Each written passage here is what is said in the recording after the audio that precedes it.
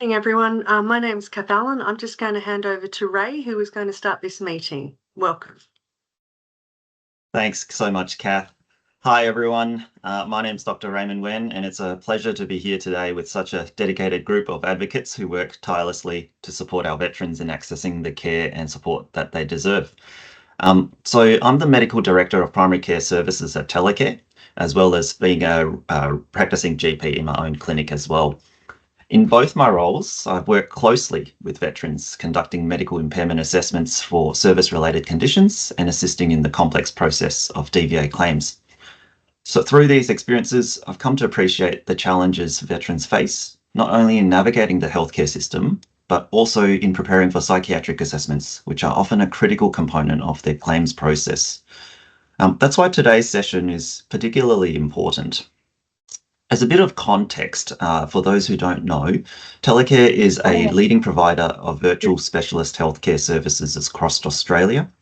With over 300 registered clinicians across more than 30 specialties, we conduct over 3,000 telehealth consultations each month. Our mission is to improve access to quality care, particularly for those in rural and remote areas where specialist support can be hard to reach. One of our key service areas that we'll be talking today is supporting veterans through DVA assessments, providing expert opinions that contribute to compensation claims and impairment ratings.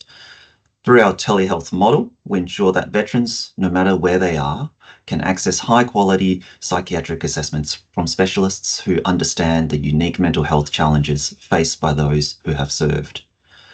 Now, in addition to providing mental health care and psychiatric assessments, Telecare specialists in other specialty areas are also capable of providing virtual specialist care for veterans with approved claims.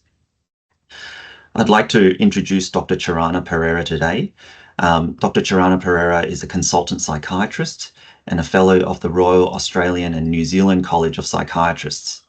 Dr. Perera has a deep interest in the mental health landscape of both current and ex-serving military personnel, with a particular focus on PTSD in military veterans. Having spent a significant part of his career in the Queensland public mental health sector, Dr. Perera has extensive experience in complex psychiatric assessments. At Telecare, he specialises in conducting DVA medico-legal reports and impairment assessments, providing detailed psychiatric evaluations that support veterans in their compensation claims. So a bit about today's session. Today's session is titled Preparing Veterans for Psychiatric Assessments, and this will focus on ensuring veterans are well prepared for these assessments so they can navigate the process with confidence. As part of ATDP CPD accreditation, there will be a quiz sent out later today, and so this session is eligible for 2 CPD points. The key learning outcomes from this talk include gaining insight into how psychiatric assessments are conducted and what assessors evaluate, learning which key documents and information are essential to support a veteran's claim, understanding the difference between Category 1 and Category 2 stresses and how they affect claims, clarifying the balance of probabilities versus reasonable hypothesis in the DVA claims process, preparing veterans for psychiatric assessments with insight into the support options available, and recognising common pitfalls and complexities of the DVA claims process and how to avoid them. These assessments, as we know, can be daunting for veterans, and the more they understand about what's involved, the better equipped they will be to present their experiences accurately and comprehensively. And I have no doubt that Dr. Perera's insights will be incredibly valuable for all of you in your advocacy work. So please join me in welcoming Dr. Charana Perera.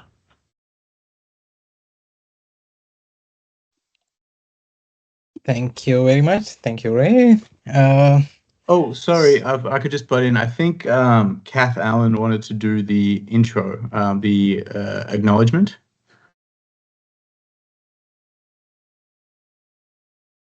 Thanks, Ben. If you can change the slide, would be fantastic. I won't be long, everyone. Just wanted to say it's great to see so many familiar names on this call, and we're really excited to be able to present this opportunity to you through Telecare, but also RSL Victoria and RSL New South Wales working together with Telecare to ensure advocates are given this opportunity. And there'll be a further series of events which we will send out to you that will be occurring throughout the year. Before I hand over, I just want to acknowledge the traditional custodians on the lands on which we gather today and to show my respects to elders past and present and emerging Aboriginal First Nations people here today. I would also, though, like to acknowledge the sacrifice and service by veterans, both current and former serving, and I extend this to their families as well. Thank you, and over to you, Doctor. Thank you very much, Kat. Thank you, everyone, for joining for this presentation. And I'm extremely proud to be here, and I'm incredibly thankful for RSL Victoria, RSL New South Wales, Telecare, and everyone, you all, for giving me the opportunity to discuss this topic, which is quite important, I think. Before that, I'll tell a little bit about what I do. I have been working with Telecare for the last pretty much close to 2 years. And I am based in Brisbane. I work at a local private hospital as well. I have been a psychiatrist for the last 5 years. My predominant or pretty much main scope of clinical scope has been veteran psychiatry, and over the years I have done probably over 300 DVA psychiatric reports, and close to I have seen probably close to 1,000 veterans.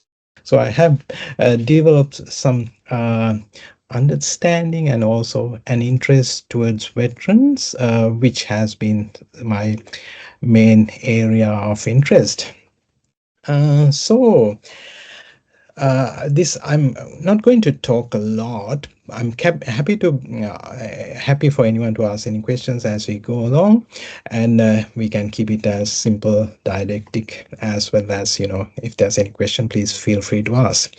So if I would like to start with some insights from the recently concluded Royal Commission and the final report, which was submitted last year, October, and it will help us understand what kind of an important area we are discussing today and how we all have to work cohesively, work collaboratively, and share our knowledge, share our understanding in the, for the betterment of the veterans.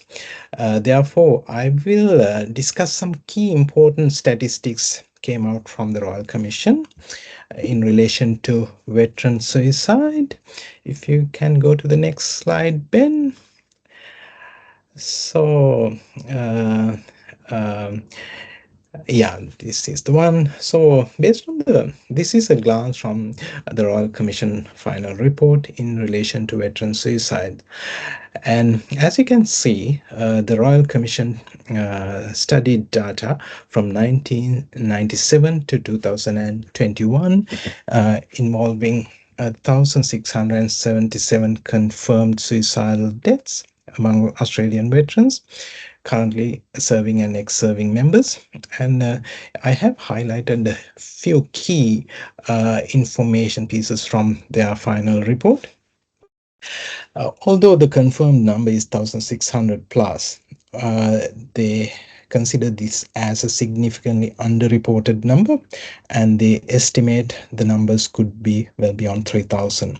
So this is only within the period of 97 to 21, for over that 24 years. And this number of deaths is 20 times more than the lives lost in combat activity. That itself shows how important this topic is, how important we provide more informed care, more informed approach to our veteran community.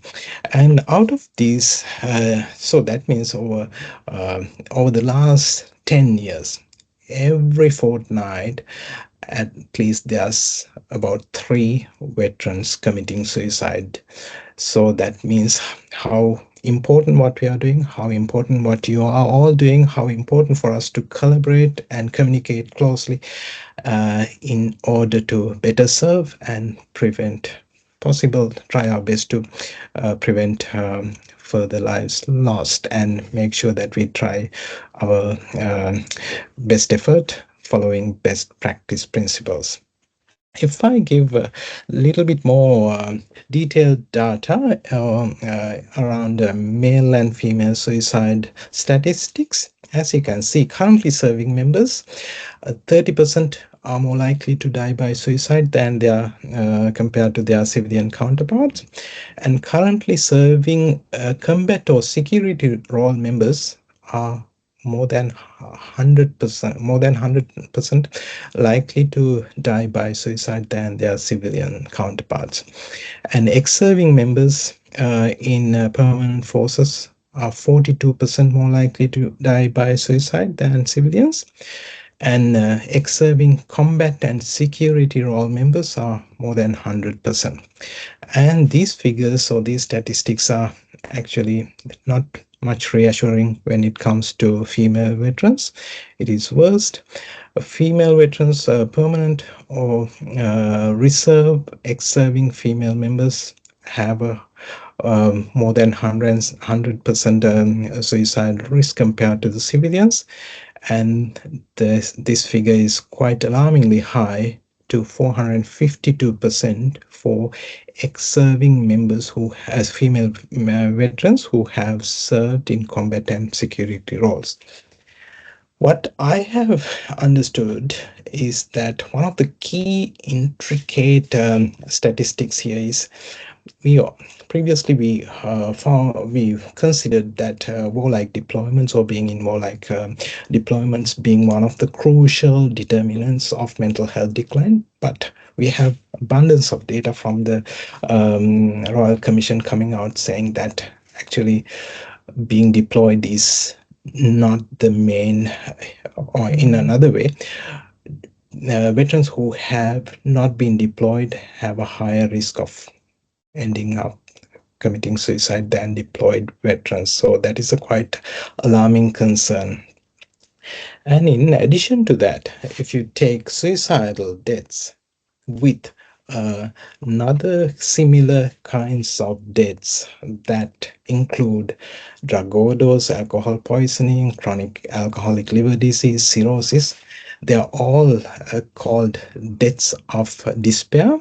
That can be part of that downtrending mental health decline or emotional decline. And such deaths, for males and females, such deaths of despair is quite alarmingly high compared to the civilian population. 21 for males compared to the civilians, 81% for females compared to the civilians. So that is why we should talk about, why we should collaborate. That's why we should have a more organized, more informed, more insightful approach to offer more veteran-oriented assessments.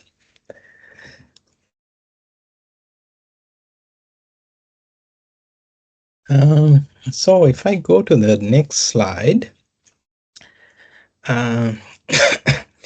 we have a clear guidance from the DVA about what we need to address when we write DVA psychiatric reports for compensation claims. So as you know, it has to be an independent psychiatric assessment. That means it is unbiased, it is independent, it is following best practice principles, and it has to be quite comprehensive and detailed. There should be clear clinical diagnosis based on the DSM-5, and there should be evidence-based psychiatric or psychometric tools used, such as I can mention few which we commonly use: PCL5-21, then K10. Likewise, they are quite the DVA indicate that psychometric testing is as a valid or required tool, and there should be a clear service nexus or link to the service in the diagnosed condition, which has to be explicitly mentioned. And then with the diagnosed condition, there should be a clear description of how such conditions impact the veteran's overall day-to-day life, family life, social life, and occupational aspects. And they also want us to mention how the treatment trajectory has been and how the prognosis will be and how likely the condition can be considered as permanent or stable. So, and overall, the DVA has a very high regard on the quality and the standards of this independent psychiatric reports, which we continue to abide by, which we continue to uphold. So, so that is the requirement or the expectations from the DVA. So I will go to the next slide and tell you a little bit about how we conduct these assessments. Ben, are you okay to go to the next slide? Thank you very much. So we provide DVS psychiatric assessments via telehealth. What we do is this consultation is not a care-oriented consultation or not therapy or treatment-oriented consultation.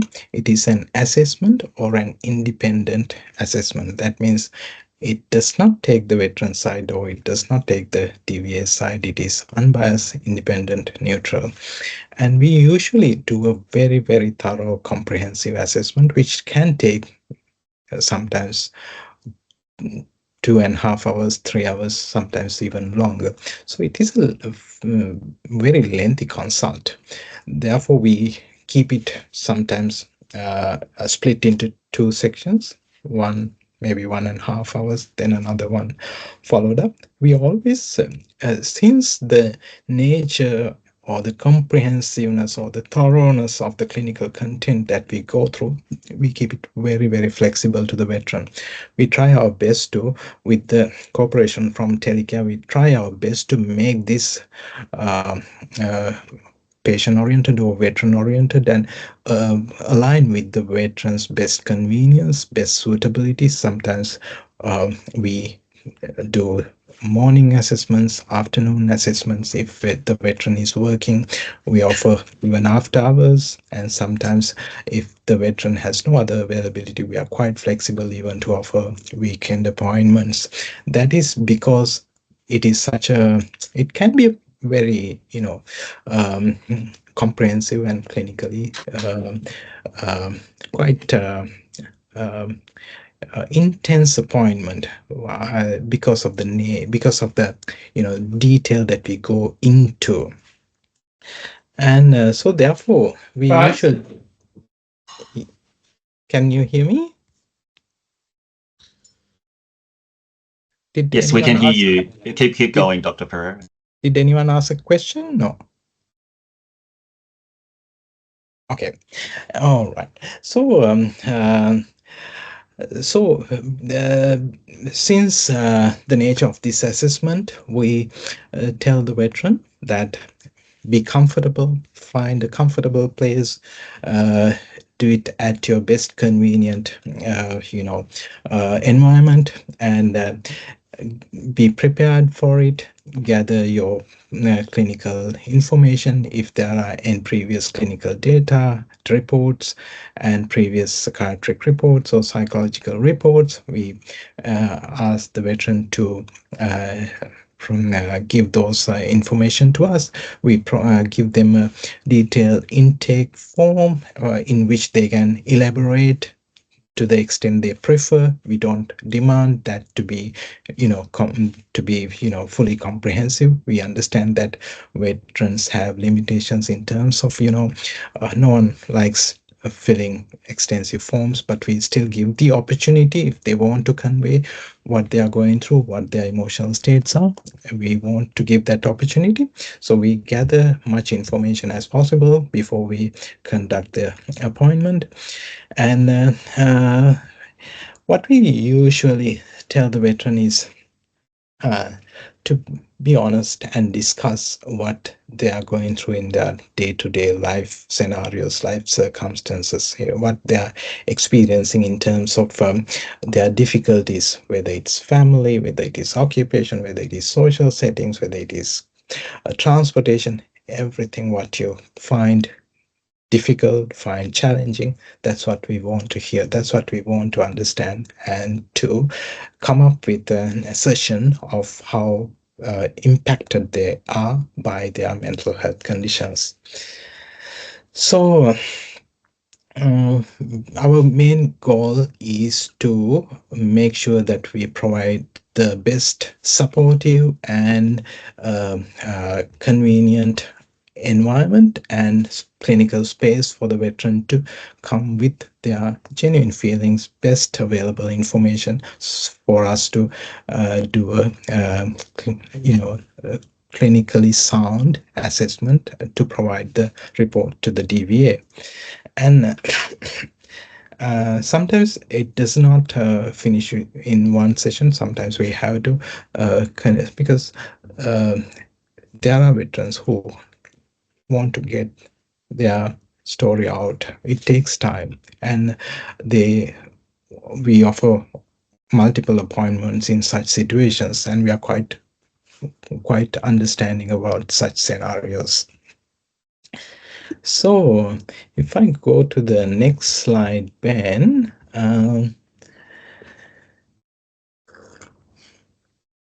So as I mentioned, since these appointments or assessments are quite comprehensive, veterans can find it challenging. That's why I think this meeting or this forum is quite helpful to understand the knowledge gaps, if there's any collaborative efforts to make sure that we make this quite streamlined, seamless, and veteran friendly. That is going to be very, very helpful for the veterans. So therefore, I would like to share some common challenges that veterans experience, or I hear from veterans leading up to these appointments. More than 95% of the time I hear that they did not sleep the night before, and probably about 50% of them would say, I had few sleepless nights. They find it extremely intense. I have pretty much, maybe it's only a very few number of veterans who may have turned up saying, oh, I'm quite comfortable to go through this appointment. So they find it emotionally challenging. That is understandable. Sometimes to a level that they even lose weight. I have seen veterans saying, I have lost few kilos leading up to this assessment, and I feel relieved now it is done and dusted. And it is these kind of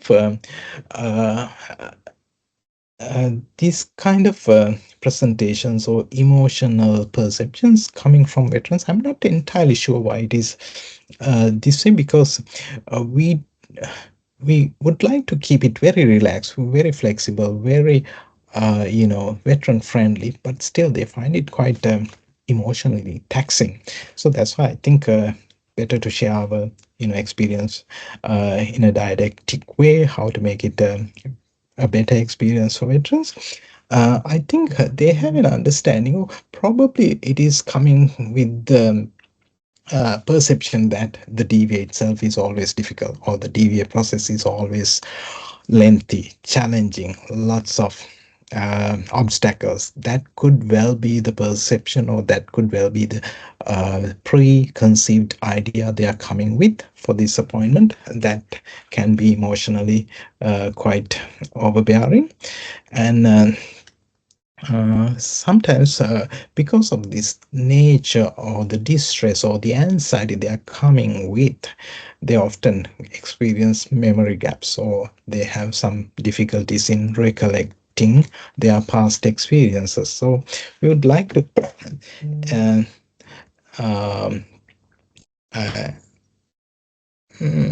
we would like to express that we want to make sure that we give the best information to the veteran, that it is a very simple consult.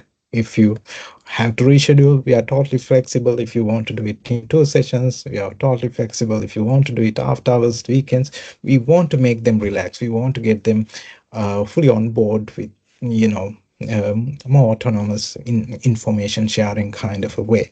So sometimes they can have a fear of being judged, or fear of being misunderstood.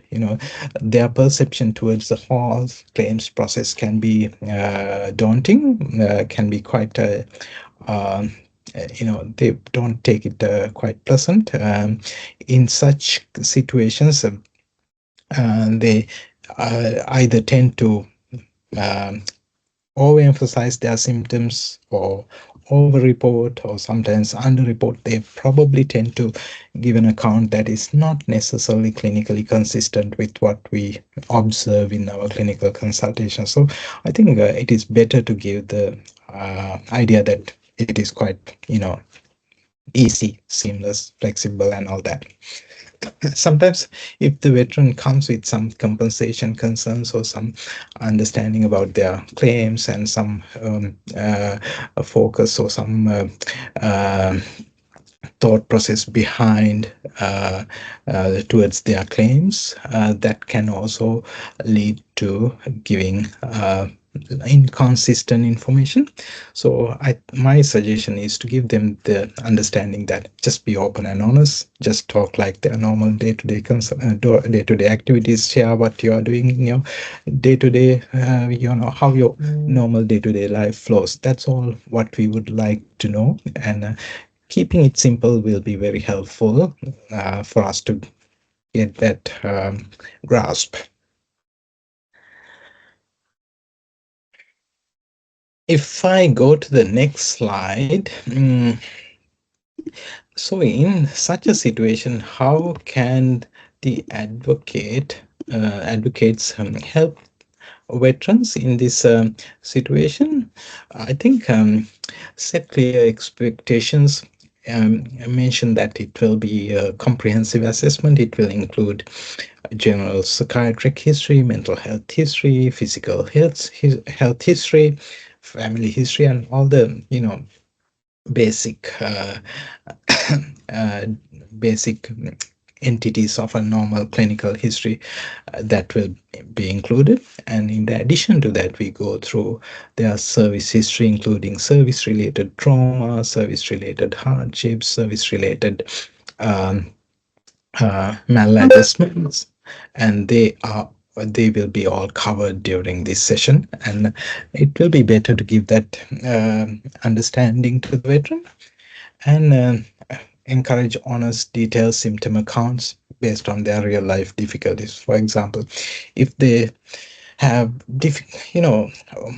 based on my experience, my understanding, and the literature, veterans tend to underreport. Veterans can have their attitudes, belief systems can impact the way how they describe their symptomatology. Their description of their difficulties can be impacted by certain phenomena like alpha male tendency, or masculinity, that hero concept. Once they crash from that hero to zero crash, they often try to feel a bit totally helpless. They even often feel like they come to a helpless situation. Even further describing their symptoms, they find it they're not motivated to do that. So we would like to understand their personal experience, their real life experience, as much as possible.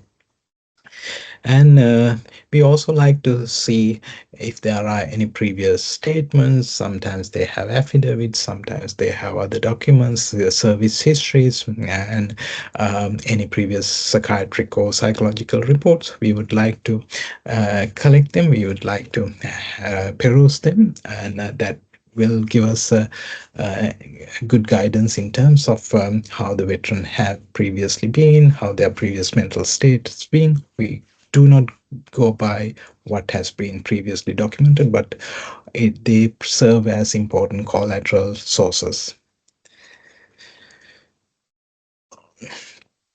then, what as advocates, which which involves a very crucial role in terms of supporting veterans and preparing them for these kind of clinical consultations. Basically, keep it relaxed. Just be simple, be honest, and if there's anything unclear about questions we always ask them to get us to re-clarify, rephrase, and understand what we're asking. That will be quite helpful, and give them some understanding about the timeline, because these assessments are not the final step of their claims journey, and this is just the initial step, and there could be multiple other reasons what will impact their overall claims process, that when they go through the DVA system. If they have that understanding, that will be helpful. So that's what I think, as advocates, it might be helpful for such conversations, such information sharing to happen if you have any opportunity to meet veterans who are coming on for a psychiatric report assessment. Then I would like to go to the next slide. We highly value collateral information. Collateral information is any information that we do not hear from the veteran firsthand. That could be from other sources, family, any previous clinicians, any other relevant resources. This information is quite helpful because, as I said, veterans have a tendency to underreport, which we are aware of, and they can have they can have peculiar tendencies. The stigma about mental health is still quite significantly impacting how they describe their difficulties, how they describe their impairments, how they describe their struggles. So they try. We are quite mindful about this phenomenon, so we try to gather as much as information as possible from all the other sources, in addition to what we hear from the veteran. For example, many veterans, if you ask about their sleep, many veterans would,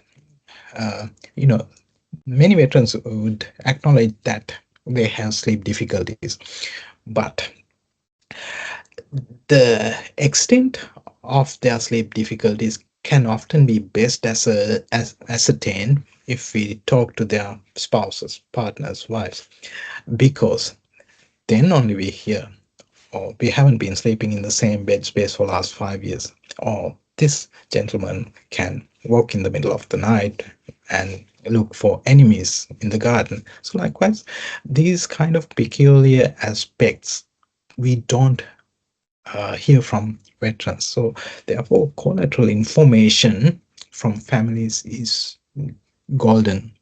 And I always give the opportunity for the veterans' families to provide that collateral information as a statement, or as an email, or any source that they prefer.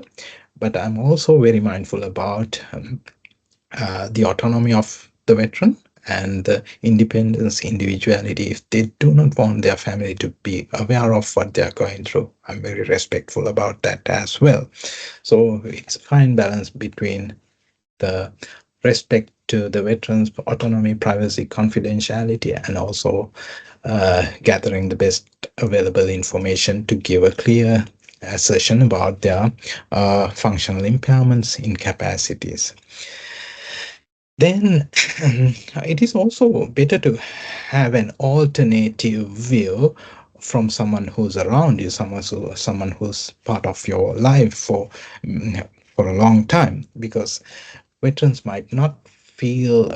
I have seen veterans who, even after 20 years, they never feel that they they are minimally insightful about their difficulties. Only family notice how they can be angry, how they can be snappy, how they are scared to go in a car with the veteran because of road rage tendencies. Such manifestations or such phenomena are best heard from family members, which we have a very high value for. So overall, with collateral information, we can the accuracy of the information we gather, we can refine them, we can make them further, we can improve their quality and the accuracy of that information if uh, uh, with collateral resources.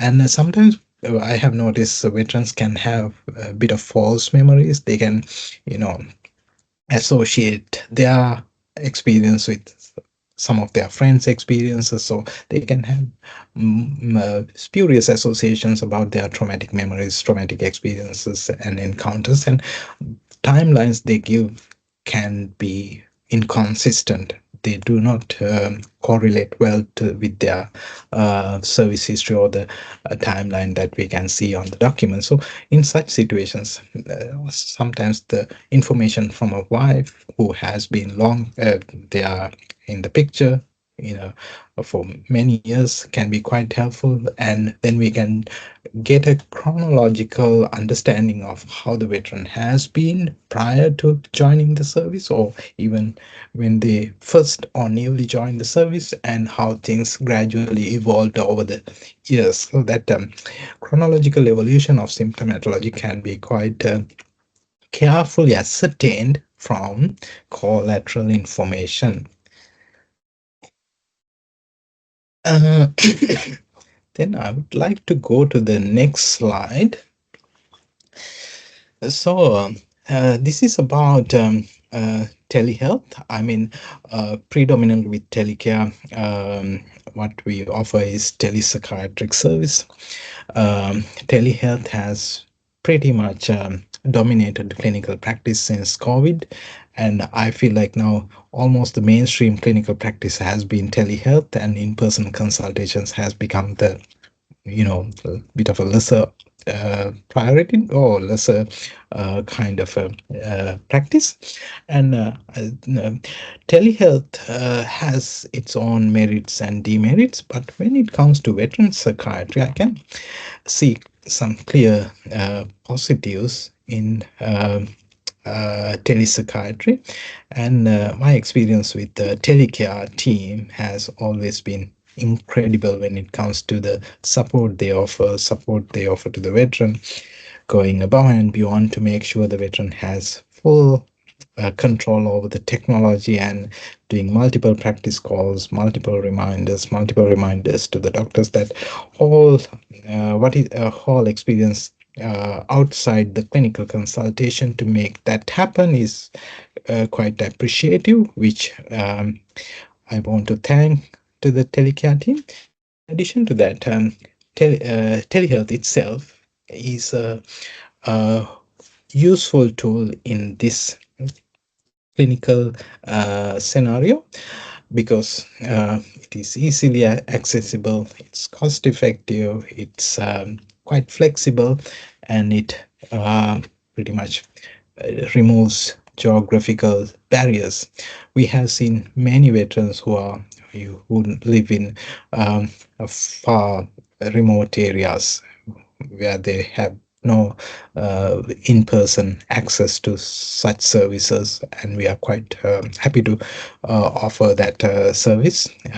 And also we have seen multiple veterans overseas who have no access to lodging a claim or getting a DVS psychiatric report in a country in the countries they live. So we are quite happy to mention that we have that capacity and capability to do.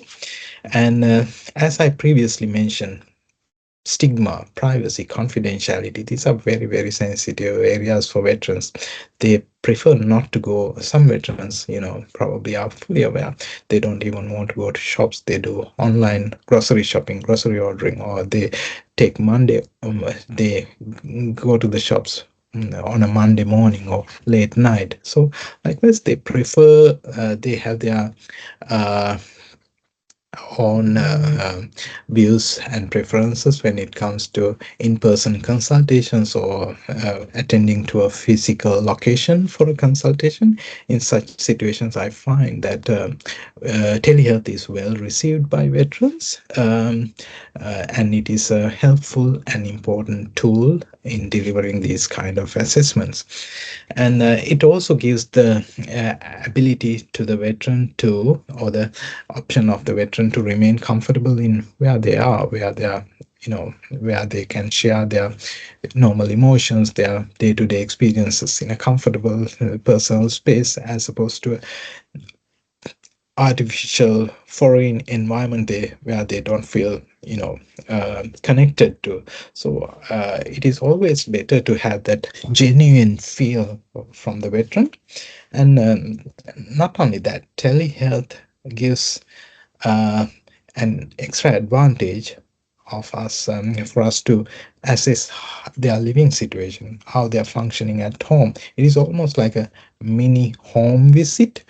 We can see how organized they are, how much clutter they have around, how much personal well-being, self-care, or personal hygiene is, how much they are compromised, and their living standards, living situation. They all can give some information, helpful information to understand their overall level of disability, overall level of impairment, overall level of incapacity. So I find telehealth as a very helpful tool in this regard. And also we have the option of having family members joined via in the same telehealth platform. Via using a different link, they can join if they want to have a family member present during their consultation who could be living somewhere else. So that is also a very helpful option when we do telehealth consultations. And so that's one practical aspect I thought worth sharing with you. If we go to the next slide, what I feel like many veterans have so many boxes that they have put their past trauma, past memories, past recollections, past experiences put in and totally shut, and they put it away. They keep them in a way that they never address it. They never want to, open up and address and, go through and pack them nicely and organize them. Once we do these kind of assessments, we probably do a bit of a exposure session, during which over 2-3 hours time we bring that past trauma to the surface. And after that, they can be quite daunting. They can be emotionally quite draining.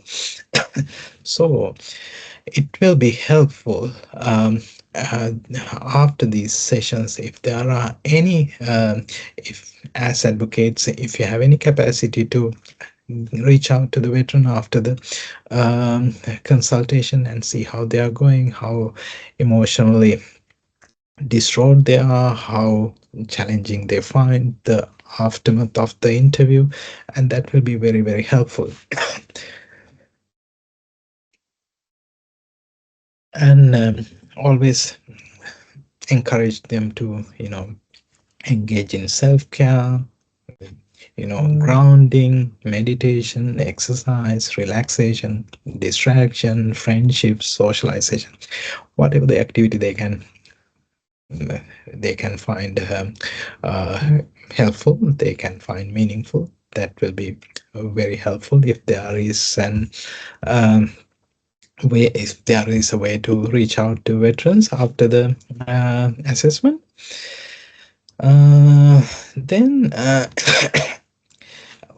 after the assessment, it will also be helpful if the advocates can give the veteran a little bit of an understanding about the timelines, next steps, what to expect next, and encourage well-being, reach out to their GPs, psychologists, counselors, open arms, or the services they are linked up with, and have a bit of a gentle encouragement about self-care and well-being. That will be very, very helpful, because that aftermath of the assessment can be a vulnerable period or emotionally challenging period. So then after we complete the report within a week or so, we submit the report to the DVA. If we go to the next slide, Ben,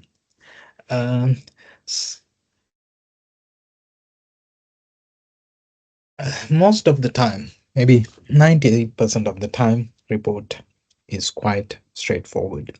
We submit, they go through the process, assessor or a claims officer or a DVA official is allocated, and they go through the compensation or completion of their claims process, which we have no control over, which we have no understanding of. We try to be naive. We try to be try to not to know about the outcomes after we provide a report, and we clearly explain that to the veteran that we have no control over the outcome. However, sometimes after we submit a report, there are maybe 1 to 2% of the chance that the DVA can reach out asking for a question, asking a clarification. That can be due to multiple different reasons. They may want to clarify the diagnosis, they may want to clarify the onset date, the stability date, permanency date, or they want to there can be some intricate complexities associated with different claims being under different legislations, DERCAS, MERCA, and VEA. So based on that, they can ask some clarifications, or they can ask further questions. If it is a simple question, we straight away reply and answer that question to the DVA without delaying the claims process, without delaying the overall outcome for the veteran. However, there can be some more extensive questions they ask, in which in such situations we probably have to have another session with the veteran, another appointment with the veteran, which is quite rare.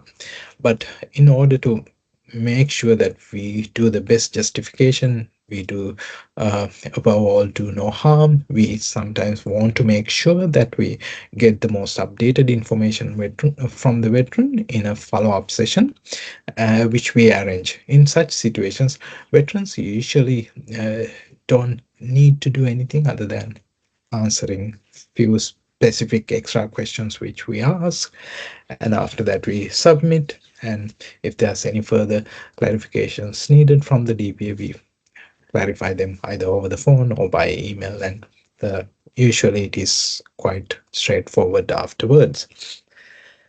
So that is how I think I have taken maybe 40 plus minutes. I didn't want to make this a very long talk. That's what we do. That's in a nutshell what we do in terms of DVA psychiatric reports. I'm very happy to open the forum for any questions, or if there's any feedback, that will be really great. Thanks, Dr. Perera. There are a few questions in the chat already, so I might just draw your attention to Navjot Singh's question, specifically around the kind of qualifying stresses in terms of category A. So, for example, category 1A or 1B events before the clinical onset or worsening of PTSD. Could you explain the process for assessing whether a veteran's reported stressor meets these criteria, and how do you go about determining that the stressor is directly linked to service, and what challenges do you encounter when the stressor's nature or timing is ambiguous? Yeah, I mean, you know, uh, what we are doing is a clinical assessment. We get the information from the veteran, which we trust as the best information they can give us. If there are any ambiguities, if there's any unclear or inconsistent information about how they can link to the service based on the time frame, based on their postings, if there's anything quite you know, doesn't add up to the picture, we always try to get extra information, maybe from their service history. We might, if there is a long-term partner, we can clarify those information. But our role is not to do an investigatory role to find out where exactly what happened. We go with the information what we have, and we have no control over the we can request the information from the veteran in terms of their service history. We can request the information from the DV about the ADF records, but we have to go by the best available evidence. If it is a life-threatening event, like a war-like deployment, or the life being in an endangered situation, and if it clearly qualifies the criterion A, trauma for a PTSD, and the rest of the criteria for PTSD is fulfilled according to DSM, even though the symptoms can be uh, less intense at the time of the presentation, we have to go back and ascertain the clinical picture or the trajectory and understand how they may have progressed.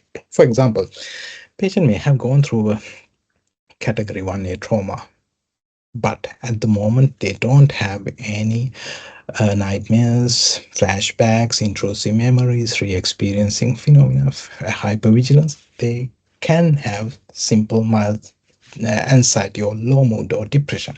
In such a situation, we have to go back with time and understand, especially with collateral informations, and understand how over time symptoms may have dampened down. There, in every psychiatric condition, like any other physical condition, with time there's a gradual attenuation of symptoms.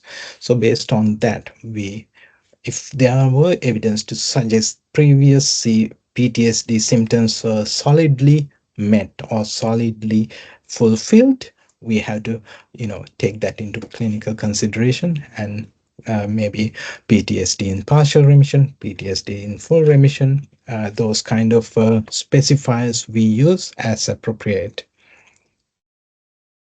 Thanks, Dr. Perera. And there's a request from Kath for everyone to turn on their cameras if you feel comfortable, just to improve the engagement of the Q&A. And Dr. Perera, there was another question follow on about the collateral information. I mean, you mentioned about collecting collateral information. How do you normally go about collecting the collateral information? Is it to run us through how that works best for you in terms of an assessment? Yeah, we have a detailed intake form in which we mention, because even in the DVA report request to the psychiatrist, it mentions about the importance of collateral information. So we clearly request that in our intake form. If there is a family member, if there's a spouse who would like to give us some information about their mental health concerns, about their views, about your difficulties, we always encourage that in our intake form. But maybe 50-50, some provide, some don't. And in situations where they don't provide, we try to understand it a little bit more. Veterans are, they're quite, based on my understanding, they are all presentation, all peculiar aspects of veteran psychiatry is quite different to mainstream psychiatry. With that alpha male concept, masculinity, and their, um, uh, crash from hero to zero, that kind of phenomenon, they often try to keep their difficulties to themselves. They try to keep their limitations, struggles to themselves. They pretty much don't share anything. And in such situations, we are quite respectful about that. And in such situations, we try our best not to override their autonomy, override their, override their preference or the desire. In such situations, unless it is, unless it is essential, we don't intrude their interpersonal lives and ask questions. However, situations like, when it comes to erectile dysfunction, people sometimes give their genuine experiences or genuine difficulties. Sometimes they don't explain it straight away, and they if you ask from the family about their difficulties, often they mention about it. So it's a balance between how reasonable, how appropriate, how clinically urgent or necessary such information. We take a very careful clinical decision on such scenarios. Yes, thanks, Dr. Perera. I think from my GP experience, I also see that people don't often disclose, and it takes a bit of rapport building before they disclose. And I like that concept that you've put around veterans hiding things in boxes and then sealing them shut, given that I have seen people report they've never experienced trauma, and then eventually they disclose that, they've seen someone die on an exercise, and, they felt nothing about it, which is obviously probably not entirely true. But it does lead on to very a relevant question from Jeff around trauma-informed approach when asking a veteran to tell their story. Do we rely on statements and reports first before asking probing and kind of difficult questions? Yeah, I mean, we take it in a very individualized approach, and we don't want to intrude or, take them through a difficult journey of re-traumatizing. And there are multiple situations that we have to stop at a particular point, and we have to gather further information from other sources and corroborate accordingly. In a trauma-informed way, we always tell them, even when we try to give our intake form, we tell them it is optional, and if they don't want to complete, we are happy to discuss. However, ultimately, we can only give to the DBA what we know, what we hear, what we are informed of. So I know that it is a challenging area, and we try our best to make sure that clinical hypothesis formulation is done in a way that we best represent the veterans' difficulties with our clinical judgment the best we can. Thanks, Dr. Perera.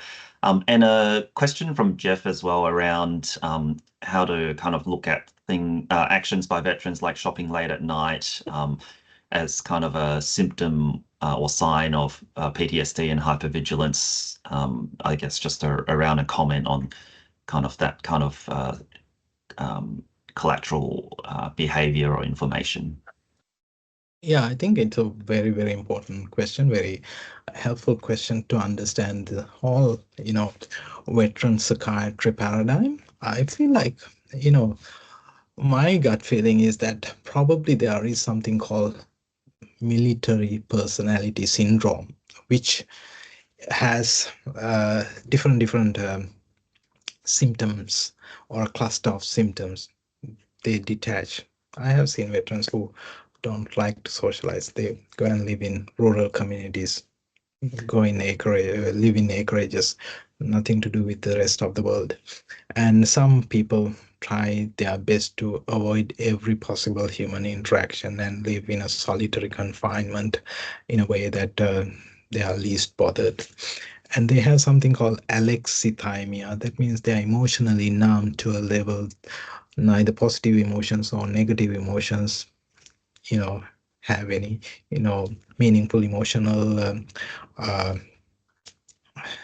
emotional perception, emotional impact to them, and they feel emotionally disconnected, and then they feel avoidant. They don't, they feel a bit uh, uh, indifferent, and there are some subtle symptoms. This is what I feel like the veteran psychiatry is different from mainstream psychiatry. Their symptoms are not solid in our mainstream psychiatry. If you practice in a hospital or in a mainstream mental health facility, what you see is psychosis, depression, anxiety, solid, that you can put into boxes clearly.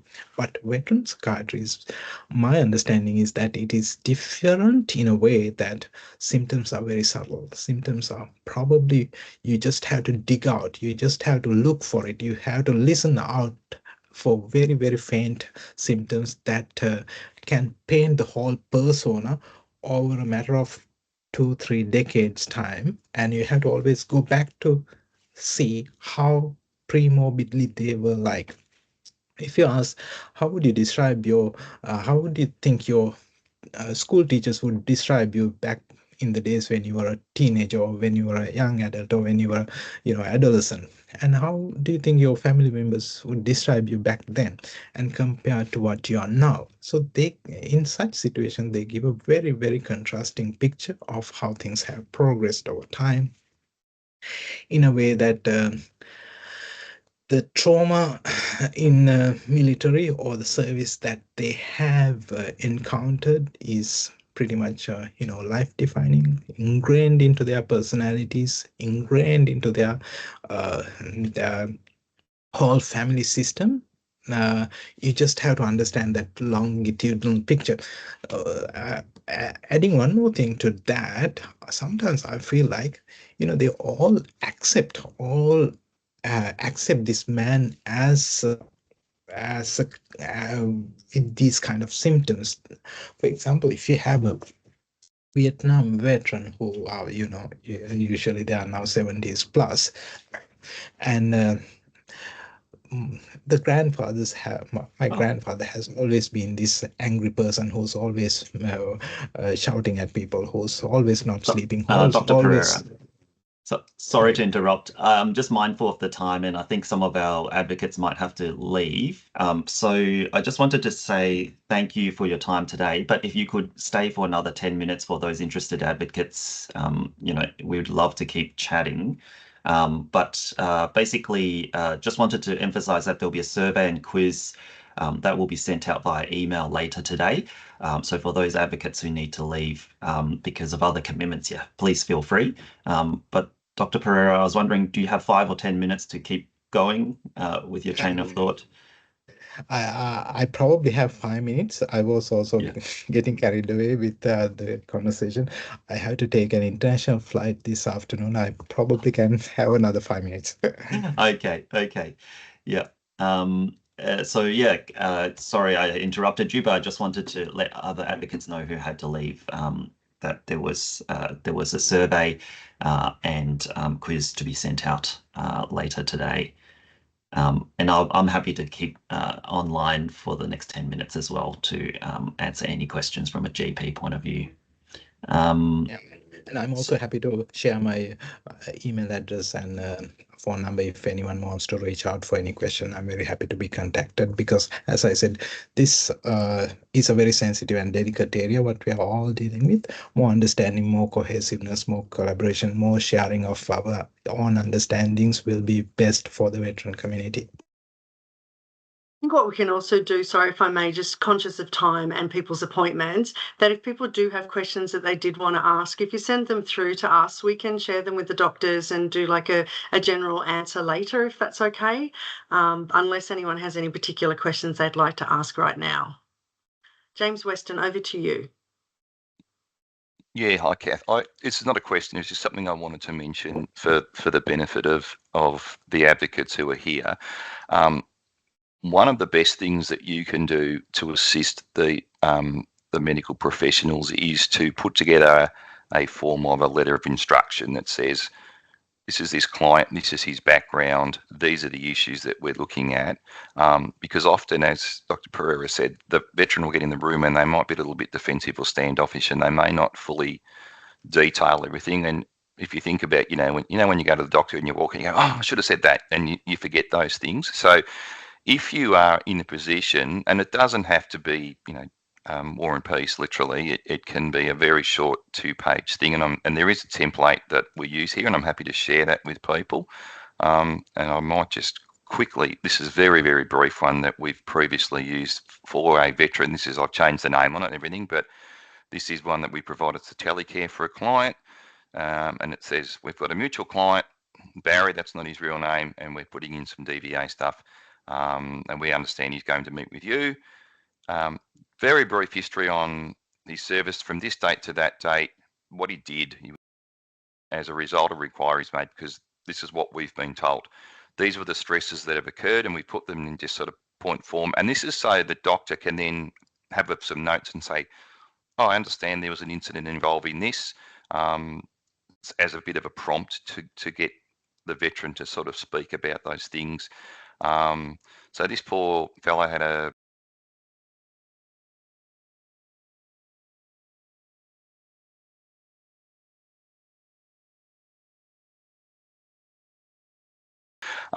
so that was obviously a very traumatic thing, and so they don't have to repeat themselves over again. It's often helpful that we can put it in a fairly matter-of-fact way, so the emotion of that potentially won't impact on it. And then they had another,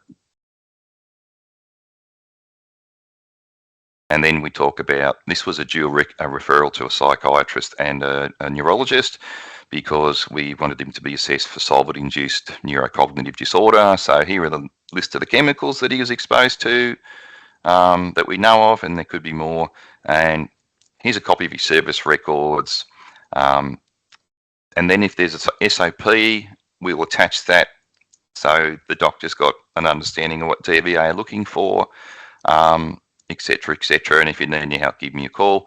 And there's another one here that we did. This was interesting because this person was so mentally ill, they believed that they had service that they didn't. And every time they'd apply for DVA on the basis of their service in Afghanistan and Iraq, to be knocked back on the basis there's no record of you ever deploying there, they thought that they were, because their mental health was so bad that they genuinely believed it. And they so every time they'd ask for something, they'd get a knockback. So we set this out in a fairly chronological order. The things that occurred, he was in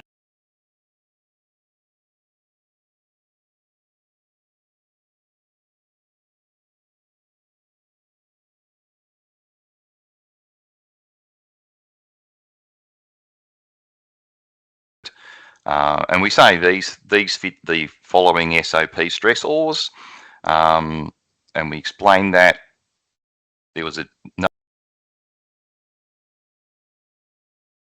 he's got some other injuries which we talk about, just so the doctor's got a fuller understanding of the circumstance. It can be very helpful, and if people are interested in a templated letter of instruction, I'm happy to put one together and send it out. They all follow a very similar format. This is one that is available on legal websites that you subscribe to and pay for. Experts write these letters of instruction, and you can't go wrong. And we base those off these, and this is what's used in a court proceeding for negligence or anything else on a daily basis. So if anyone feels that would be something that would be helpful, I'm more than happy to share that with everybody, and you can obviously modify it to suit your own needs, but at least you'll have a starting point. Is there anything you'd like to add in relation to that, Raymond, about letters of instruction or anything? Yeah, like that? I think that's really helpful, particularly around the trauma-informed care. If you've already heard the story and put it down, it prevents the veteran having to re-describe the traumatic events, and sometimes it's a series of traumatic events. So I think that's excellent. I've seen one of these, and they were really helpful. I There's a think comment. that James, Lucas kindly jumped in and said that he's happy to share it with us so we can share it with everyone that's attended. I do have to let everyone know that we do need to finalise this conversation. We've got people that need to run to appointments and that are missing out on this information. So if there are questions people would like answered, we can take them offline and respond to everyone, because as a PD session, we just want to make sure that everyone is hearing this amazing information. So thank you on behalf of all of us, Dr. Perera and Raymond, really grateful for your time and your thoughts and information, and having a perspective from both of you as SMEs in what you do is really helpful for us to consider and to hear. So thank you everyone for attending, and we need to finalise this. So Ray, over to you, please. Well, thanks, Kath. Thanks, Dr. Perera, and thanks, James, also in jumping in and contributing at the end. Very useful information there. If anyone's got any questions, please feel free to email us at Telecare. We can just use the dva@telecare.com.au email for general kind of inquiries. And then Dr. Perera, I think you mentioned that you'd be also happy to be contacted for particularly sensitive cases. So maybe contact, veteran@telecare.com.au. Sorry, I've read the wrong email. And then we can always share Dr. Perera's email and phone number if needed for specific cases. Thanks, Kath, for organising. Sorry, just one last thing. Yeah, Ray, if anyone sends in a question, just maybe indicate if you're happy with it being shared with everyone. Great point. Thanks, Ben. Thanks, okay, I'm sorry, guys. I'm going to have to wrap this up. You're all amazing. Thank you very much. Thank you for what you do. And from what James shared, please, everyone, I know in the space we work that we read this and we hear this. We also need to look after our well-being. So there might have been some triggering information there for some of us within this call who don't do this all the time. So please ensure you look after your well-being and reach out and talk to someone if anything, if it has brought up anything that is a bit distressing for you. Thank you so much for what you do for our veteran community, all of you. Have wonderful days. Bye.